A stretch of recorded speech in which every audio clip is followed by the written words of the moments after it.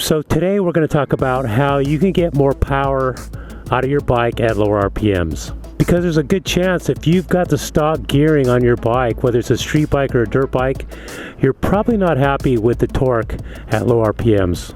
So rather than do expensive mods to get more pulling power down low, one of the things you can do is change out your sprockets. Like on this bike, I immediately noticed that the bike was really soft on the bottom, taking off from red lights. It was just kind of sluggish. It would bog. I mean, this bike will do 92 miles an hour in first gear. That's ridiculous. I don't need a bike to go 92 miles an hour in first gear.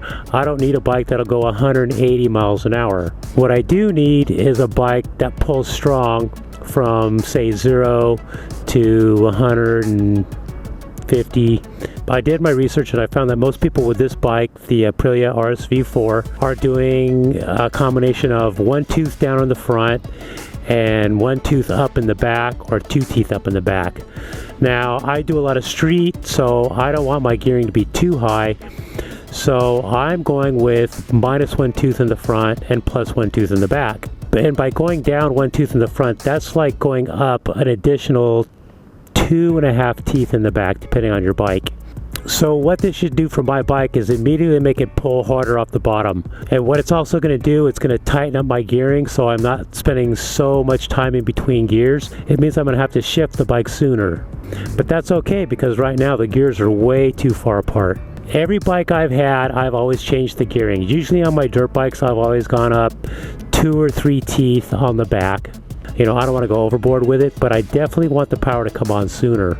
So what we're going to do before I install the sprockets is I'm going to take the bike for the ride right now, and we're going to measure and chart the RPMs based on certain miles per hour, do some average city miles per hour, and then we'll jump on the freeway and do like a 65, 85 mile an hour RPM range. Normally I'm at about 85 miles an hour on the freeway on this bike, and that's kind of like keeping up with traffic these days. Everybody's hauling butt these days. So my biggest concern is where my RPMs are at 85 miles an hour.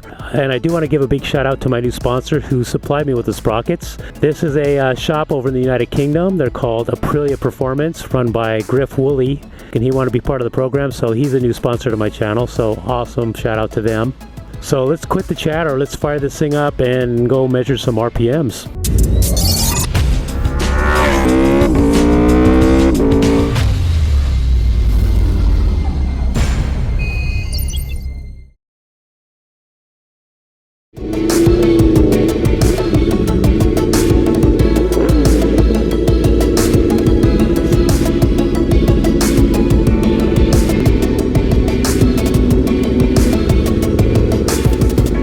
Almost forgot to mention, a good example of how going bigger on your back sprocket gives your bike a lot more bottom end torque. If you've ever seen stunt riders on street bikes, their back sprockets are huge because they do those really slow wheelies, and they need the bike to have really strong bottom end torque.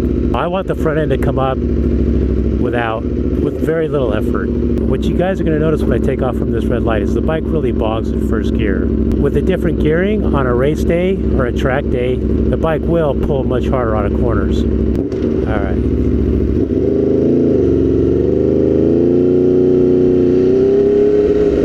Alright, so right now I'm going 50 miles an hour in second gear, and I'm at 5,500 RPMs. It's going to be a little tricky with all these lights. Okay, let's keep the bike in first gear and see what we get. Alright, at 40, I'm at 5,500. Get this bad boy on the freeway and see what she does.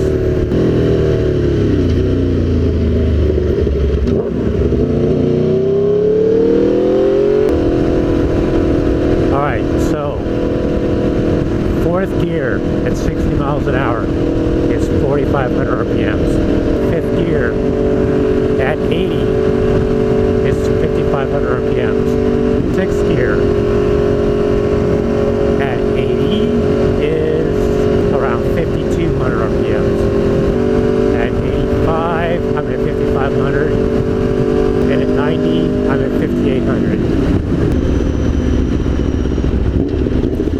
So what I should notice in any gear at any RPM is that the bike pulls much harder.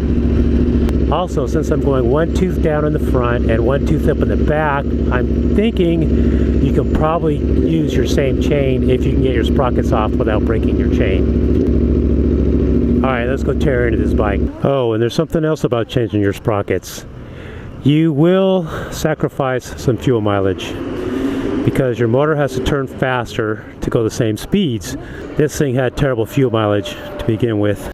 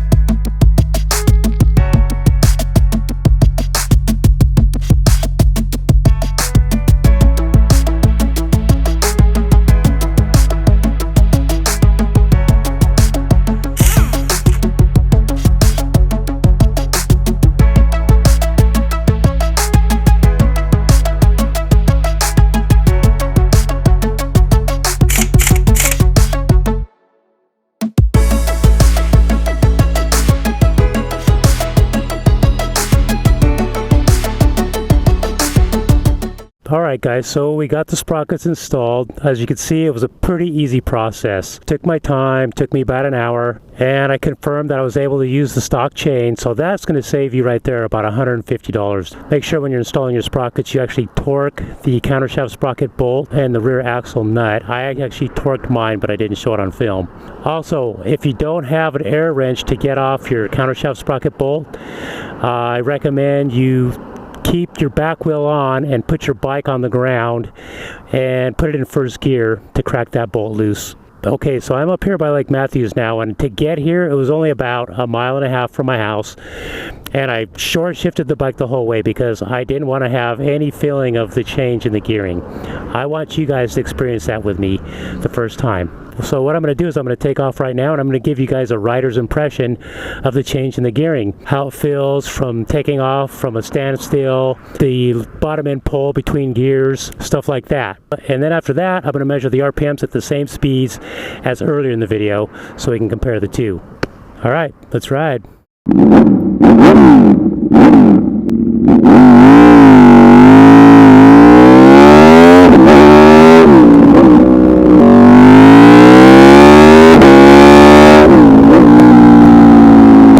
Alright, so my initial impression is it's not a huge difference. I need a little more time to get the feel of it, but definitely from a dead stop pulled harder for sure. Maybe 15% harder.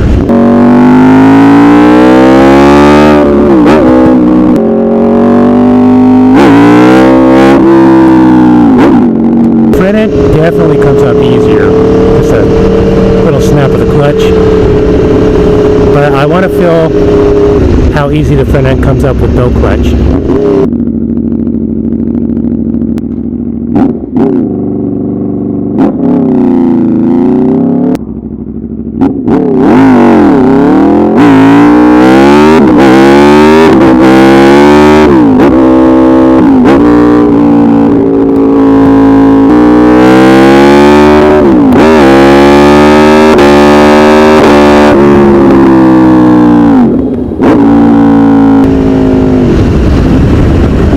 And you are definitely grabbing gears quicker than before.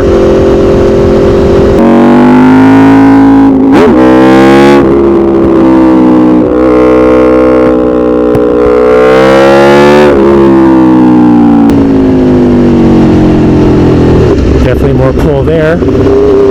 So I'd have to say my immediate reaction, I'm going to have to spend some more time on the bike and more conditions to this, but I would say if I had to rate how much stronger the bike pulls, I would say maybe about 10 to 15%. It's definitely not too much. I thought maybe one down, one up in the back would be too much, make the R's go up too high, but it's not that bad at all.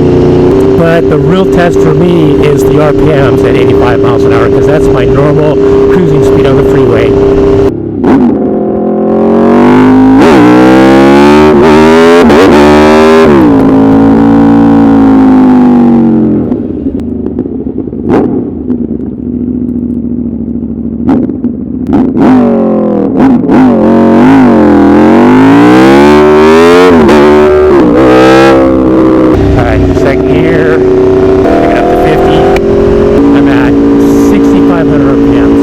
Next measurement was first gear 40, 6,500 RPMs.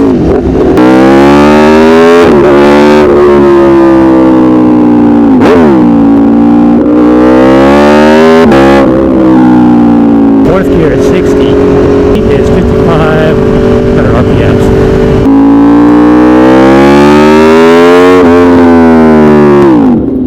Alright, let's measure 6th gear at 80, 85, and 90. Alright, 6th gear at 80 is 6,000, at 85 is right around 6,500, and at 90, 7,000. So that didn't feel bad at all. But I will say this thing is a wheelie machine now. When I just went from first to second gear, the front end was doing like a power wheelie, you know, where the tires just maybe a few inches off the ground and it just kind of stayed there. So let me just give you my quick impressions. It's not a huge radical difference I think it's perfect for street riding. I think if I was doing a track day, I would probably bump up at least 1 or 2 more teeth in the back.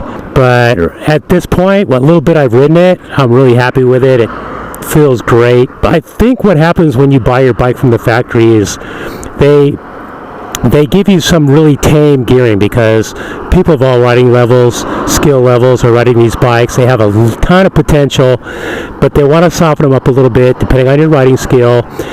And you know, and it also increases the mileage to have a smaller back sprocket, and they like to brag about that. I don't like my bikes to be tame. I like my bikes to be semi-violent. I almost recommend for anybody with decent skills on a bike is I would do some gearing on it. Go down one in the front and up one in the back, and you're going to like it a lot more. Your bike's going to pull so much easier.